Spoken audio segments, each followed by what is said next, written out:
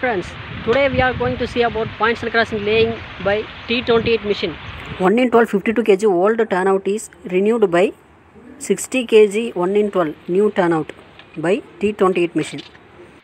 Before starting the work, 20 kmph speed restriction should be imposed. Before taking the block, the preliminary work should be done. The ballast in the crib and shoulder should be removed. 52 kg பழைய tan அவுட்டை 60 kg tan அவுட்டாக replace பண்ண போகிறோம். அதுக்கு T28 மிஷினை வச்சு லே பண்ணுறோம். Work start பண்ணுறதுக்கு முன்னாடி 20 kmph speed restriction கொடுக்கணும். ஸ்பீட் ரெஸ்ட்ரிக்ஷன் கொடுத்ததுக்கப்புறம் ஷோல்டர் பேலஸ்ட்டு கிரிப் பேலஸ்ட் எல்லாம் ரிமூவ் பண்ணி ப்ரிலிமினரி கம்ப்ளீட் பண்ணி வைக்கணும். எஸ்ஆர்ஜியில் எப்போவும் கேப்லெஸ் ஜாயிண்ட் போடணும். அதுக்காக first hole 83 mm, second hole 249 mmல மார்க் பண்ணி ட்ரில் போடுறதுக்காக ரெடி பண்ணி வைக்கணும். In SRJ, gapless joint should be done so that first hole should be 83 mm and second hole should be 249 mm. Like that we have to drill. First hole at 83 mm, second hole at 166 mm from first hole. The adjacent holes are 166 mm from the previous hole.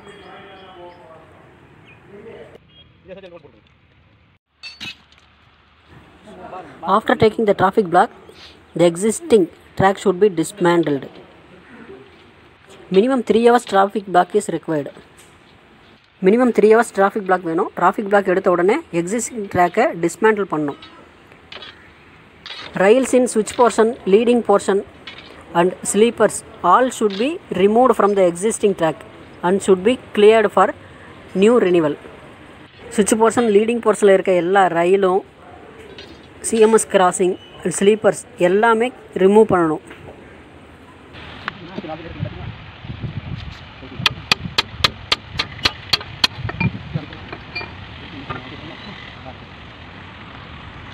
Center to center clear distance should be measured.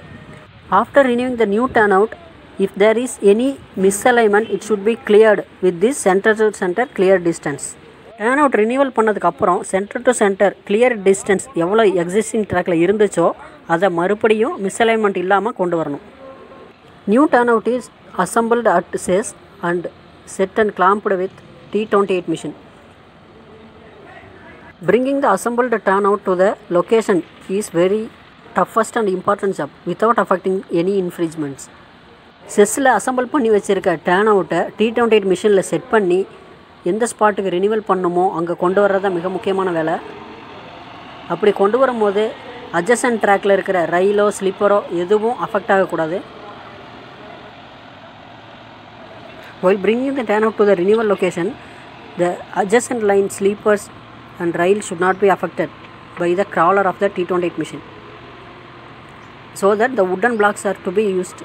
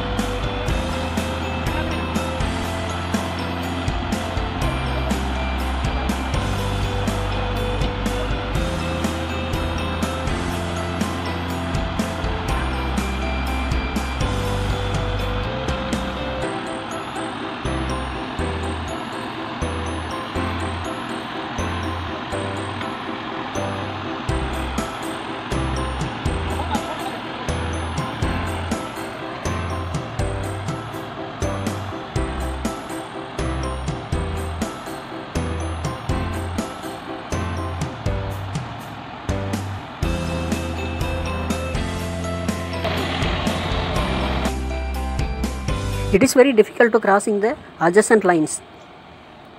Adjacent லைன்லாம் cross பண்ணி நமக்கு தேவையான இடத்துக்கு கொண்டு போய் சேர்க்கறது தான் கஷ்டமான ஒர்க்கு. அதில் ரயில் ஸ்லீப்பர்ஸ்லாம் எதுவும் அடிபடாமல் இருக்கணும்.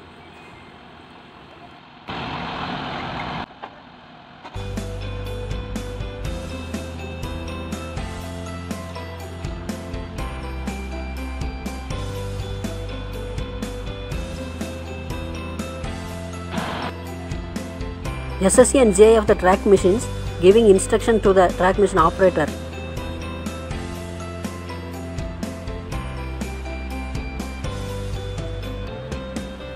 ட்ராக் மிஷின் SSC JIஸ்லாம் வந்துட்டு ட்ராக் மிஷின் ஆப்ரேட்டர் JI SSCக்கு இன்ஸ்ட்ரக்ஷன் கொடுத்துட்டே இருப்பாங்க.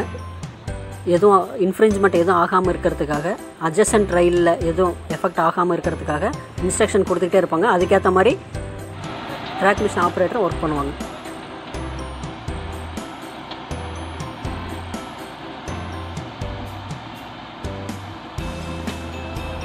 Wooden blocks are to be placed under the crawlers without affecting the adjacent line while crossing the lines.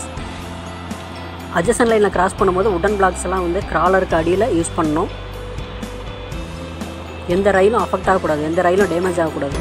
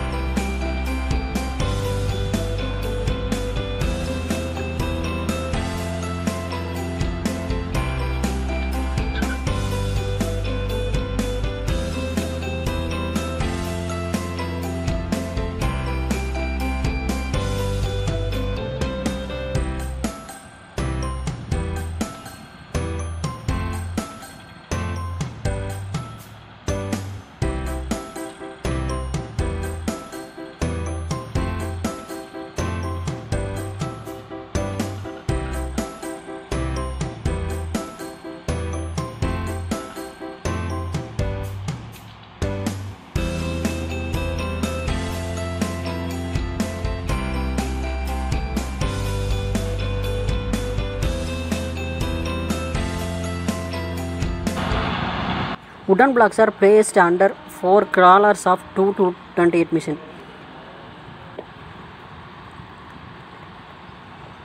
Like that we have to bring the T28 machine to the location up to 200 to 300 meters. It's very difficult to bringing the machine. 200 300 மீட்டருக்கு T28 மிஷினை full tan out அசம்பிளோட கொண்டு போகிறது தான் கஷ்டமான work.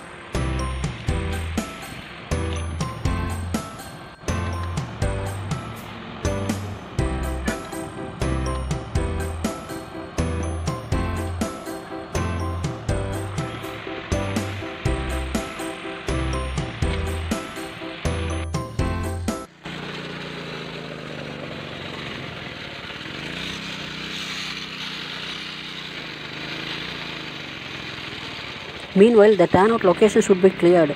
The ballast should be removed up to the cushion level of the sleeper.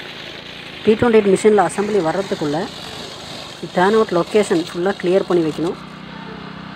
The existing turnout should be removed completely by cutting the rails by the abrasive rail cutter to butting of the rails. Abrasive rail கட்டரை use பண்ணி existing turn இருக்கிற ரயிலெல்லாம் cut பண்ணி remove பண்ணணும்.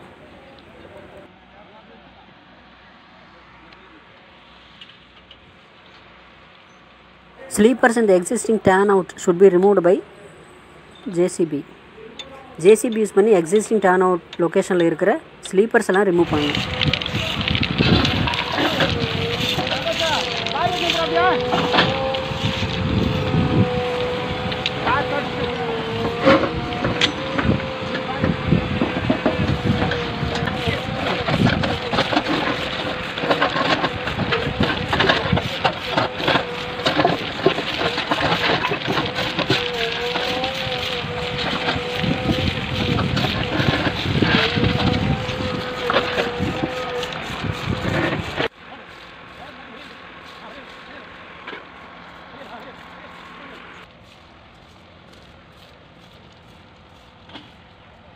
New assemblies came to the location. Now butting of rail is very important. புது turn out assembly வந்து லொக்கேஷனுக்கு வந்து சேர்ந்தாச்சு T28 machine மூலமாக. இப்போ 2 ரயிலும் பட்டிங் தான் ரொம்ப important.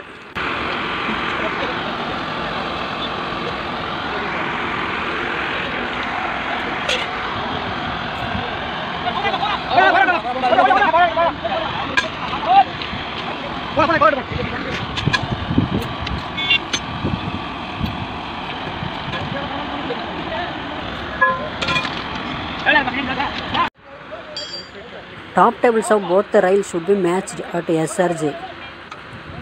After matching the top table, both the rails and should be joined by 1 meter fish plate. 2 ரயிலையும் top table match ஆகிற மாதிரி செட் பண்ணணும். கரெக்டாக செட் பண்ணதுக்கப்புறம் 1 மீட்டர் ஃபிஷ் பிளேட் போட்டு கட்டணும். ஆல்ரெடி கேப்லெஸ் ஜாயிண்ட்டுக்காக ட்ரில் போட்டு வச்சுருக்கு.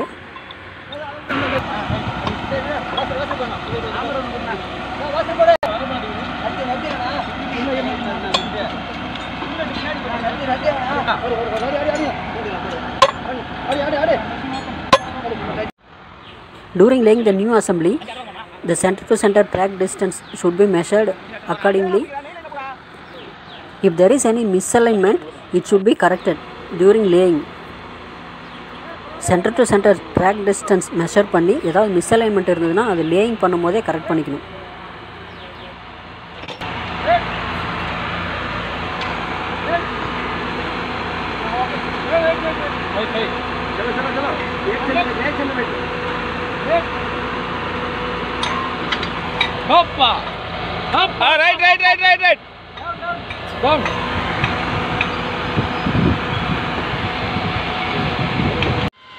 Within the block time, the turnout should be laid and the point should be correctly operated for the signaling purpose. So that close coordination is needed with the signal and telecom officials. Traffic block முடியறதுக்குள்ள நம்ம turnout லே பண்ணி முடிச்சிட்டு points கரெக்டாக operate ஆகுதான்னு அதையும் check பண்ணிக்கணும். If point operates correctly, we can allow the traffic. Points கரெக்டாக work ஆச்சுன்னா நம்ம டிராஃபிக் அலோவ் பண்ணலாம் with restricted speed. After welding of SRJ and heel of crossing and tamping, the normal speed should be increased. Welding பேக்கிங்லாம் முடிஞ்சதுக்கப்புறம் தான் normal speed கொடுக்கணும். Next வீடியோஸில் points and crossing packing எப்படி பண்ணுறதுன்னு பார்க்கலாம். தேங்க்யூ.